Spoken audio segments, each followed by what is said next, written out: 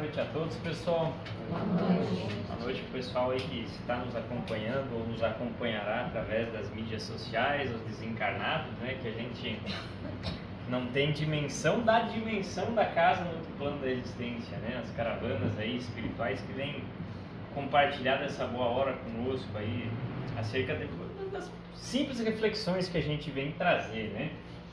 E hoje essa temática do livre-arbítrio e as nossas escolhas é um tema interessante, porque eu quero tentar abordar a conversa da gente olhar isso aí muito antes do que a gente imagina. Porque a gente pensa no livre-arbítrio, normalmente, ou seja, nosso poder de escolha, da gente decidir, né, as nossas ações, os nossos atos, enfim, no nosso dia a dia, a gente pensa muito, claro, vamos falar também, a situação do nosso dia a dia, se eu escolho para a direita, para a esquerda, se eu compro ou não compro um carro novo e assim por diante.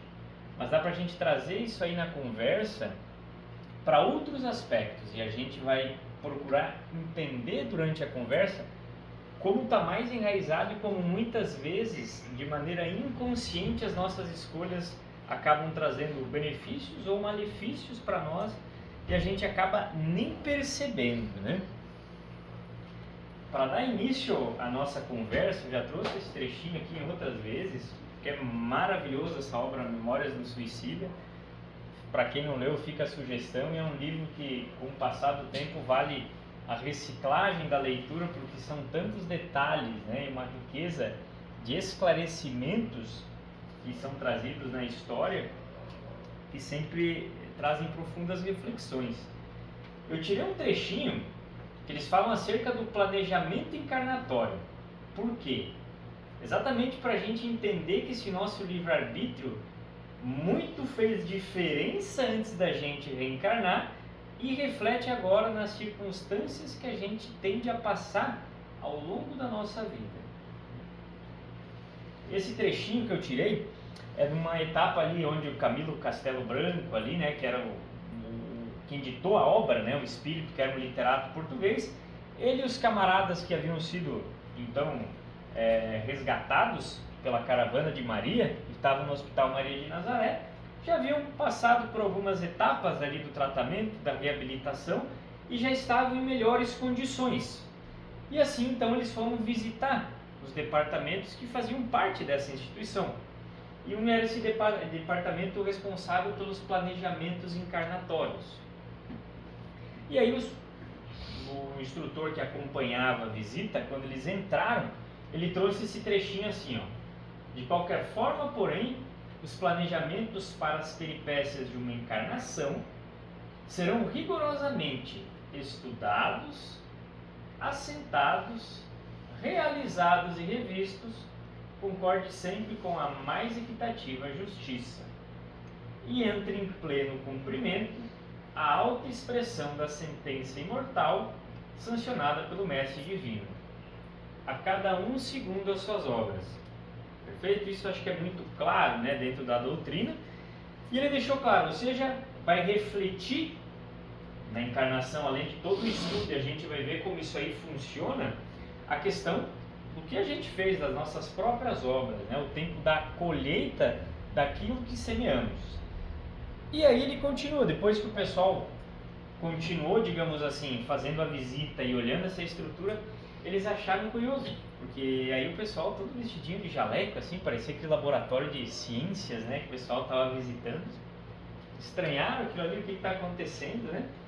E aí o instrutor falou assim para eles: não ignorais, meus amigos, que antes de que a reencarnação de um de vós esteja definitivamente estabelecida, foi estudado não só o meio ambiente, como até o estado fisiológico dos futuros pais. Ou seja, a saúde desses pais, a hereditariedade, ou seja, a genética, para a gente trazer aquelas características, né? Nasce aquela criança a cara do pai, não é por acaso, é exatamente isso aqui, a genética, a hereditariedade, né? Maiormente se o espírito culpado é passivo de sofrer deformações físicas, doenças graves e incuráveis, né? Por que eu trago isso? E a gente vai entender. Tem esse quadrinho aqui do lado que me ajuda bastante, só para a gente revisar, né? Somos espíritos, centelha divina, luz, aquele intermediário, o perispírito, certo? Formatinho humano ali, que basicamente através dele que o espírito se manifesta na matéria, e tudo que a gente lesa, digamos assim, a matéria, o nosso corpo e assim por diante, fica tudo gravado nele. E a gente leva com a gente. Quando a gente desencarna, quando a gente reencarnar, isso aí vai ficar gravado. Por que eu trouxe esse trecho? Para a gente refletir um pouquinho de como é que a encarnação acontece. E fica muito claro o estudo que é feito. Que antes da gente reencarnar não tem jogar de dados na criação, não tem receita de bolo ali, vamos fazer uma produção em massa de corpo humano. Não. Em qualquer campo e aspecto da vida tem amor. Tem oportunidade da gente ter reajuste, da gente acertar as nossas dívidas para com a criação, da gente receber o medicamento que o verdadeiro doente precisa. Nós, espíritos imortais. Né? E ainda nessa obra, para ilustrar bem toda essa conversa, um dos camaradas ali que estava acompanhando a visita, junto com eles, quando ele passou a ter noção disso aqui, foi explicado, e daí na obra eles trazem mais relatos ali, nesse capítulozinho 6, para quem quiser procurar depois, até a página 217 ali, eles trazem mais detalhes de como é que se processa isso.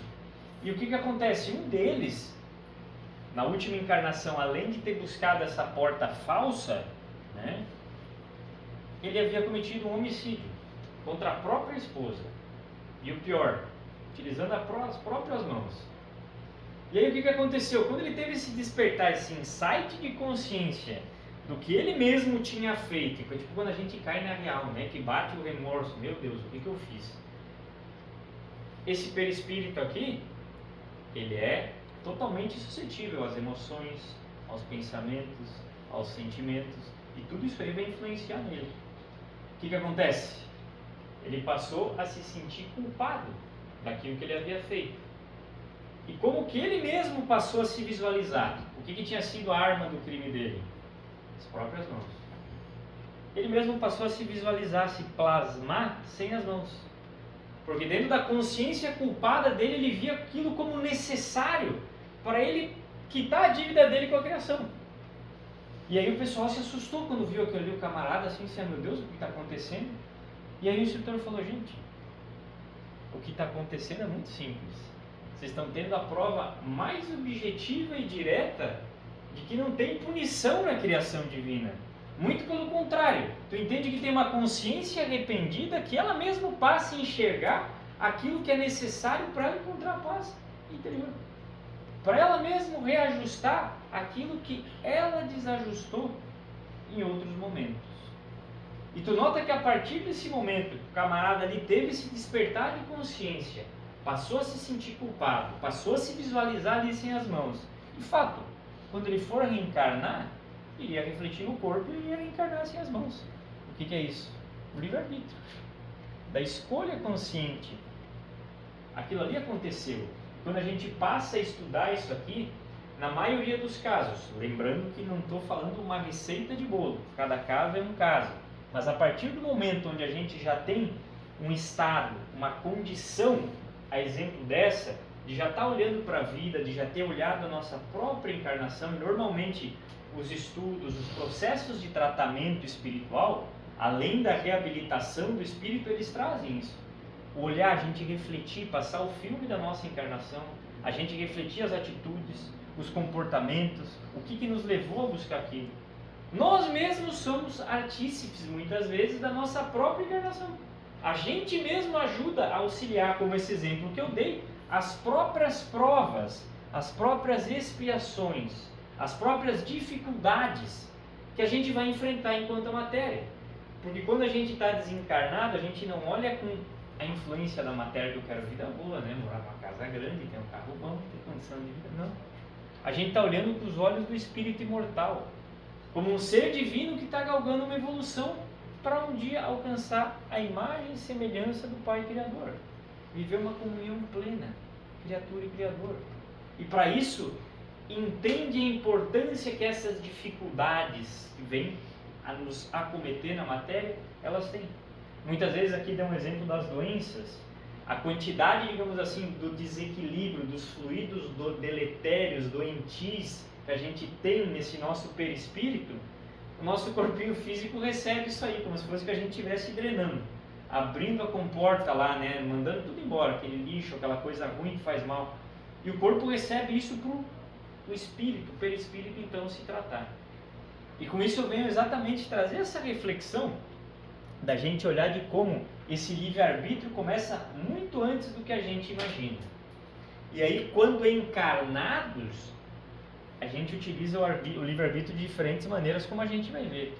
Aí é a nossa escolha como a gente vai lidar com essas dificuldades que muitas vezes nós mesmos escolhemos, né?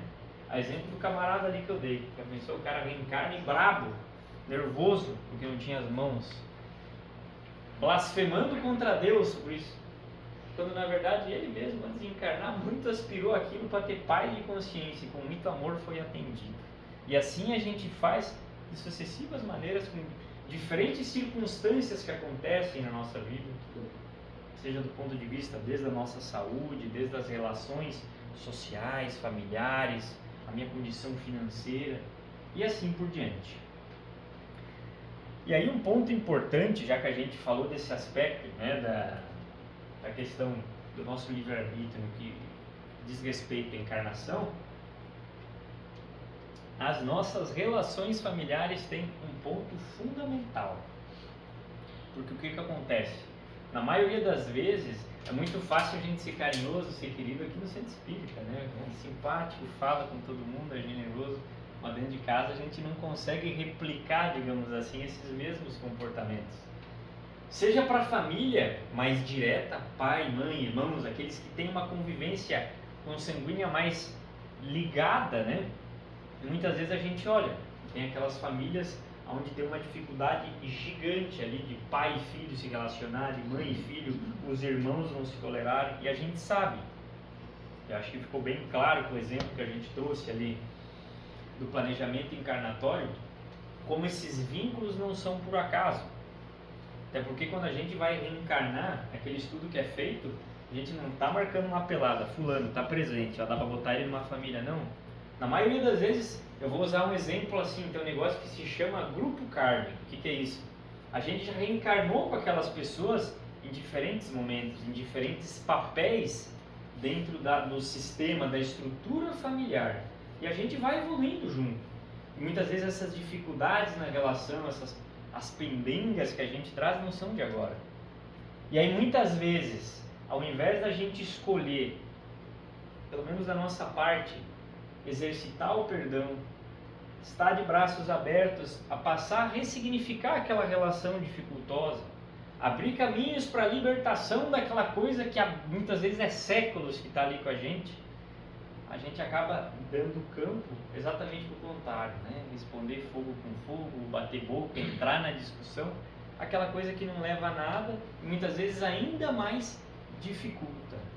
Seja na condição, muitas vezes, quando a gente tem um familiar que tem uma questão de doença, que leva, digamos assim, requer mais energia, mais tempo na nossa vida. É a nossa escolha dedicar ao máximo, sacrificar algumas coisas para poder entregar aquilo. Até porque, como a gente viu, não é por acaso que essas relações sociais, que essas pessoas reencarnam e estão presentes na nossa vida.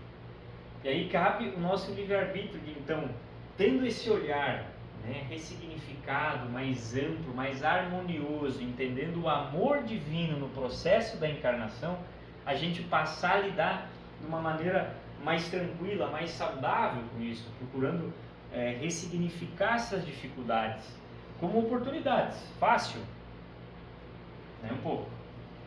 E aí o ponto é que muitas vezes só o fato da gente conseguir ficar em silêncio, quando está com vontade de passar por cima da pessoa, passar por cima para não falar outras coisas, né? A gente conseguir segurar aquele instinto, aquele impulso e ficar quieto, isso é maravilhoso. Valoriza, porque isso é bom, isso é vencer a si mesmo, está vencendo o impulso teu. Só que muitas vezes a gente não relaciona essas pequenas vitórias sobre si mesmo com efetivamente viver o que Jesus ensina, com os valores morais, com os aprendizados. A gente relaciona, que é tipo assim, tem que ter uma obra tipo o Divaldo Franco, a Mansão do Caminho, eu ser um voluntário lá na África, não que não precise. mas entenda que esses pequenos detalhes do dia a dia, sim, eles são importantes, sim, eles são difíceis de vivenciar. Por quê? Porque isso é efetivamente colocar em prática os ensinamentos de Jesus, os ensinamentos que a doutrina nos traz. Porque a gente já tem uma noção de consciência, ou seja, a gente entende e acha bom. Quero isso para a minha vida, legal, procuro estudar. Bacana. Passa a ter esse entendimento. Agora, a aplicação efetivamente mora nesses detalhes. E o melhor piloto para a gente testar isso é onde? Dentro da nossa casa. Para a partir daí, então, a gente colocar no nosso dia a dia. E muitas vezes a gente tem circunstâncias coletivas, a gente tem famílias ali, pai, mãe, filho, cara, que é bonito de assistir. Tu vai na casa visitar um local que tu se sente bem. Mas aí tu vai ver que essas pessoas estão numa família onde os tios é difícil. E aí aquela família que parece que é a única que tem consciência, que se importa, e o resto é aquela guerra civil entre os outros irmãos. Também não é por acaso. A oportunidade de se manter com o porto seguro ali e procurar seguindo fazer a sua parte. Tá de braços abertos, afinal de contas muitas vezes a gente já tem a consciência disso. Tem os camaradas ali que ainda não tem isso e não tem esse olhar de entender a importância que essas nossas ações, pequenas ações no dia a dia, o quanto elas impactam efetivamente, né?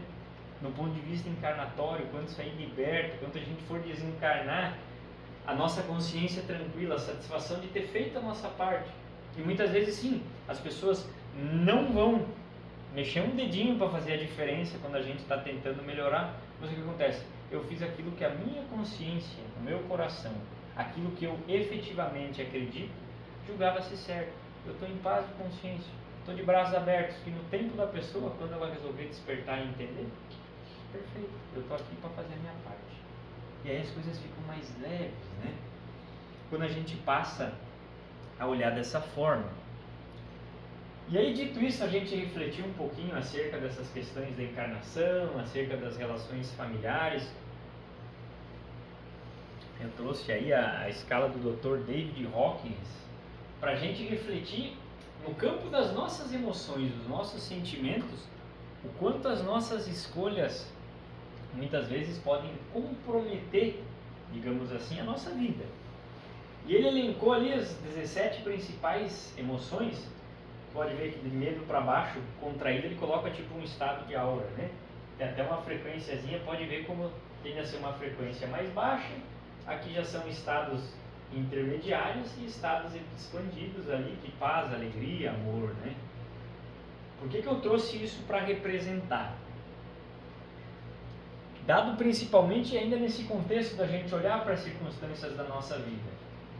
Se a gente olhar de maneira bem sincera as nossas ações, como que a gente age no dia a dia, o que a gente sente, o que a gente pensa, com mais frequência a gente vai estar aqui em cima ou vai estar aqui embaixo? E aí o que acontece? Às vezes a gente tem aquela questão aqui, ó, pesar, dor, sofrimento, mágoa, aqui entra ressentimento, a dificuldade de perdoar. E não é por acaso que Jesus dizia: não vos inquieteis, pois, pelo dia de amanhã. A cada dia basta o seu próprio mal. Ou seja, convida a viver o aqui, o agora, como da mesma maneira essa frase se aplica para a gente libertar o passado e não viver preso. E aí quando a gente está vibrando aqui, a gente fica ressentido, não consegue perdoar, não consegue acertar as contas, se reconciliar com a nossa família, e muitas vezes está com aquela amarra que nos deixa preso lá atrás. E aí muitas vezes a gente segue a vida em amplos aspectos, meio que a gente esquece essas circunstâncias que a gente viveu, esses traumas, essas traições, essas dificuldades que a gente possa ter tido, e a gente não olha para elas, mas aquele ressentimento, aquela mágoa que fica, ela continua ali. E aí a gente não entende porque em outros aspectos da nossa vida não vai para frente. Por que a gente tem dificuldade para certas coisas? Porque tu tem aquele ressentimento, aquela mágoa, aquilo te prende lá atrás e vai estar te botando nisso. Tu não vai seguir. Tu não vai ter consciência tranquila, plena das coisas que tem que fazer. E tu vê aquela pessoa na frente e subir aquele negócio. Qual que é o sentido? Da mesma maneira, quando a gente passa a vibrar na culpa, na vergonha, né? O medo. O medo é a principal coisa, porque muitas vezes a gente tem que tomar decisões na nossa vida. Eu estou insatisfeito com o meu trabalho, não aguento mais. Mas ele paga minhas contas, eu tiro umas fériasinhas ali, eu estou quase em depressão já que eu não aguento mais aquele ambiente. Eu preciso, claro, com consciência, com planejamento, eu refletir sobre a situação, tomar risco, ter decisões. E aí eu tenho aquele medo que não me deixa dar um passo para frente. Estou num relacionamento ali, cara, não dá mais, isso aqui tá me... Mas eu estou naquele comodismo, eu não tenho coragem de dar aquele passo. Estou vivendo infeliz, estou arrastado. Aquele medo que não deixa a gente seguir em frente. Tu vai ter tranquilidade? Que escolha que a gente está fazendo nesse momento? E a gente tende muitas vezes a passar a viver esse tipo de emoção, esse tipo de sentimento como consequência das nossas escolhas, que aí a gente passa a se confundir com as nossas próprias emoções. Porque é tanto medo, é tanta ansiedade, é tanto ressentimento que eu tenho, que parece que a vida é só isso. O cara não vê luz no fim do túnel, não vê uma alegria. Está no lugar mais bonito do mundo, estou turistando, lá na Malásia, lá nas ilhas paradisíacas. Tu não tem paz de consciência e tu não consegue achar graça em nada. Porque tu está preso nisso aqui. E a gente não olha para a nossa cabeça, a gente não olha para os nossos sentimentos, a gente não olha por que eu estou pensando tanto no fulano. Vou dormir, acordo, eu estou com raiva do fulano. A gente sai do corpo quando dorme, né? Solta o laço que prende o espírito. Vai aonde, ó? Querer pegar o fulano. E tu acha que dá certo e não acontece nada contigo, digamos, do ponto de vista espiritual e energético? Tem repercussão e tem consequências negativas. Então a gente tomar as escolhas com cuidado na nossa vida, de olhar para dentro, e aqui começa a ter, principalmente aqui para cima, né, da coragem em diante, começam a ser já emoções mais equilibradas. Porque para a gente aceitar esse perdão, a gente em primeiro lugar tem que aceitar o que aconteceu, aceitar, conversar com aquela pessoa, aceitar que talvez eu tenha um comportamento que pode ser rude com a minha família, eu posso ser ciumento, eu posso ser soberbo, eu posso ser arrogante, mas como que eu vou trabalhar isso em mim se nem sequer eu aceito isso? E aí a gente vai começando a mudar, a partir do momento eu aceitar, eu olhar para mim e reconhecer que sim, eu tenho defeitos. Porque se alguém que fala alguma coisa para nós, meu Deus, apontando a nossa ferida, a gente fica louco com a pessoa, né? E aí é o ponto que nós mesmos começamos a olhar, cara, não precisava ter falado tal coisa. Eu tenho sido, talvez, meio grosseiro, tenho sido muito ciumento. E aí eu vou conseguindo olhar para a maneira como eu vou agindo e, consequentemente, eu vou conseguindo trabalhar. Eu vou encontrando mais paz de consciência. Até dormir melhor eu durmo. Consequentemente, as minhas escolhas vão ser melhores. Elas vão ser mais claras. Porque elas encontram uma estrutura interior bem melhor para a gente tomar a nossa decisão. Por isso que tem gente que fala, cara, não vai lá falar com fulano agora que está bravo, espera. Não vai no mercado quando você está com fome, tem essa? É tipo isso. E a partir do momento que a gente passa a fazer isso, a gente acha essa tranquilidade, a gente acha essa calma. A gente sabe que se a gente se retirar, vou fazer uma oração, vou acalmar, eu vi que eu estou estressado, o pensamento vai estar mais claro. E a partir do momento que eu vou agindo assim, eu abro portas para passinho por passinho e encontrando essas outras emoções, para ir a passar a ter outras escolhas na minha vida. Porque daí eu passo a me preocupar um pouco mais com o próximo, eu passo a olhar com outros olhos essas dores e dificuldades, e como consequência as minhas escolhas também mudam. E as consequências que surgem das minhas escolhas, da maneira que eu vou agindo, também, consequentemente, vão sendo outras, né? E aí, de maneira mais, vamos dizer assim, consciente, a gente vai passando a usar o nosso livre-arbítrio. E eu vou agora fazer uma analogia que é interessante. Até a nossa escolha de como a gente se relaciona com a divindade, que é um Santo Antônio de ponta cabeça. Por que eu trouxe isso aqui? Porque a gente tem uma mania, até da nossa relação com Deus, é barganhar. A gente quer negociar com Deus. Eu dei esse exemplo aqui porque o cara faz promessa, né? Eu trouxe isso aqui com autoridade porque eu já fiz muito isso na minha vida. E às vezes a gente fala, não, porque se fizer tal coisa, em troca eu faço tal coisa. E aí tem uma famosa, assim, minha vida inteira eu fui desregrado. comi mal, não me exercitei, dormi mal, fiquei doente, não me cuidei quando estava doente, chegou num ponto máximo que eu tenho que ir para o hospital fazer aquela cirurgia de alto risco, e aí eu fiquei cara a cara caminhando no Vale das Sombras da morte ali, aí bateu medo, né? E o que eu faço? Eu vou negociar. Não, que se me curar, eu vou de a pé até lá na Madre Paulina, de Florianópolis até lá para pagar a promessa que eu me curei. Beleza. Aí beleza, eu me curei, eu faço a minha promessa, vou caminhando no sol, capaz de chegar lá ter que ir para o hospital de novo. O que isso vai ter de valor se não tiver a consciência no sentido de, cara, eu não mudar em nada os hábitos que me levaram a estar naquele estágio, a chegar muitas vezes no estado, numa gravidade tão profunda. Aí a gente tenta barganhar, tu entende que é uma relação externa de favor, quando na verdade está dentro de nós a resposta.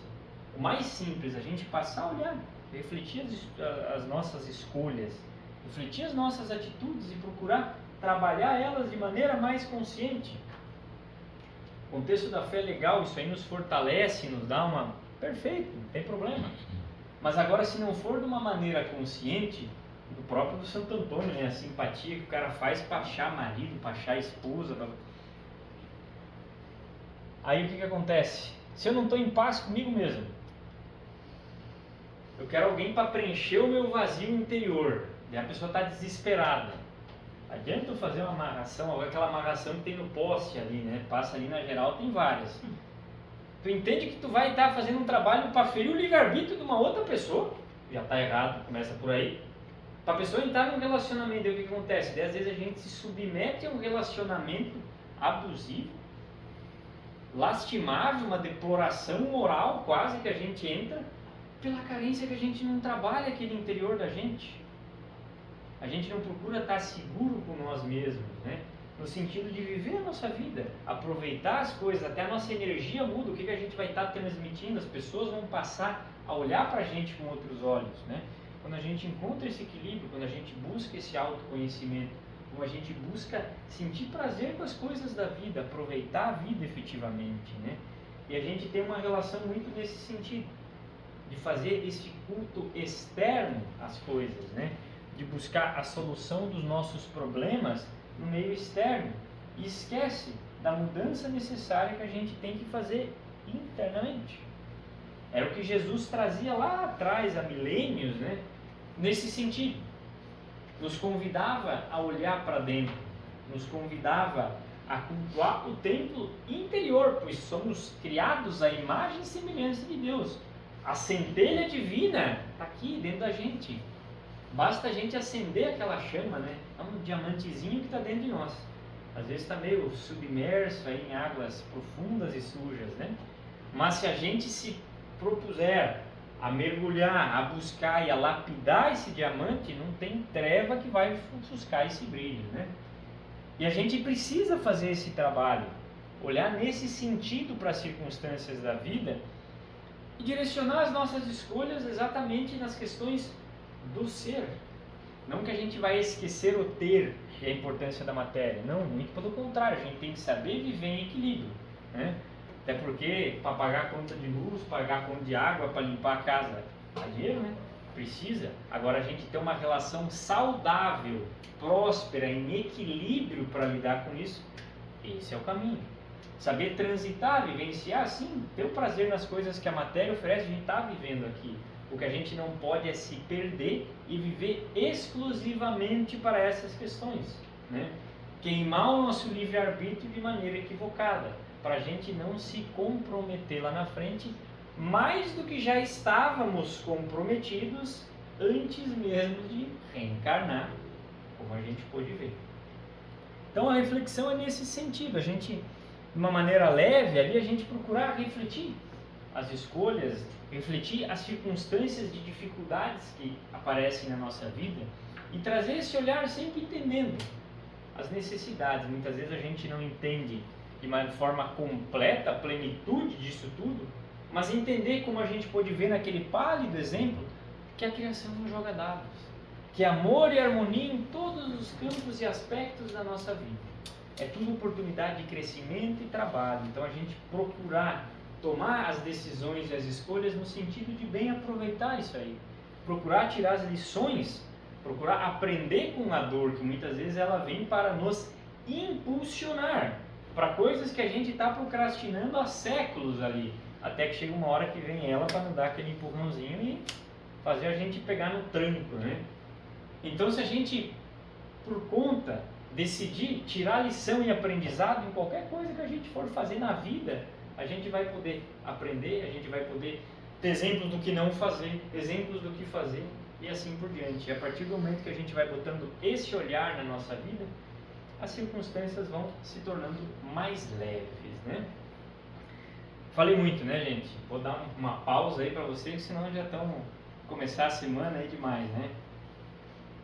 Eu agradeço a paciência e a atenção de todo mundo aí, dado adiantado da hora, para a gente poder iniciar essa semana assim, né, com uma reflexão bacana. Passinho por passinho a gente seguir evoluindo, afinal de contas a gente está aqui para isso, para aprender, né? Para vencer essas nossas dificuldades. Uma boa semana para todo mundo. Feliz 2026, que é a lenda que começa depois do carnaval, então agora efetivamente passou o carnaval, né? Feliz ano novo a todos, agora não dá mais para dizer que o ano ainda não começou, né? Fique na paz. Obrigada.